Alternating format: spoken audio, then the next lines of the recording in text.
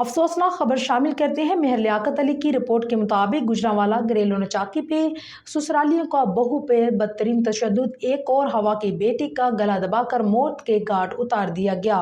مرحومہ کے خاوند عبدالرحمان کی جانب سے مرحومہ کے میکے والوں کو طبیعت کی خرابی کا بہانہ بنا کر معاملہ دبانے کی کوشش، سسرالیوں نے بہیمانہ تشدد کیا اور گلا دبا کر مارا۔ مقتولہ کے والدین کا موقف۔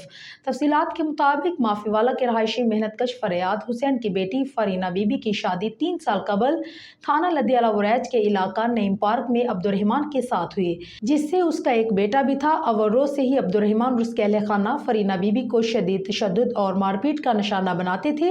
19 اپریل رات 10 بجے فرینہ بی بی کے خاوند عبدالرحمان نے اپنے سسرال فون کیا اور انہیں اپنی بیوی کی طبیعت خراب ہونے کی اطلاع دی، جس پہ فرینہ کے والد فریاد اور والدہ شریفہ بی بی وہاں پہنچے تو ان کی بیٹی کا انتقال ہو چکا تھا۔ مرحومہ فرینہ کے خاوند اور اس کے اہل خانہ نے موقف اختیار کیا ہے کہ لڑکی طبیعت زیادہ خراب ہونے کی وجہ سے انتقال کر گئی، جبکہ لڑکی کے گلے پہ زخموں اور خراشوں کے نشان واضح طور پر موجود تھے اور یہی بات ثابت ہوئی کہ لڑکی کو گلا دبا کر قتل کیا گیا تھا۔ مقتولہ کے والد فریاد کی مدیریت میں خاوند عبدالرحمان، ذیشان، مسکان اور سیہ بی بی کے خلاف قتل کی نامزد FIR درج کروائی گئی ہے۔ مدعی مقدمہ فریاد نے وزیر اعلیٰ پنجاب محترمہ مریم نواز شریف، CPO گوجرانوالہ رانا ایاز سلیم سمیت متعلقہ مجاز اتھارٹیز سے اپیل کی ہے کہ ان کی بیٹی کو ناحق قتل کیا گیا ہے اور اس معاملے کا اثر رسوخ کے ذریعے دبانے کی کوشش کی جا رہی ہے، جو سراسر ناانصافی ہے۔ میری اپیل ہے کہ میری معصوم بیٹی کے قاتلوں کو کڑی سے کڑی سزا دی جائے اور انصاف کے تمام تقاضوں کو پورا کیا جائے۔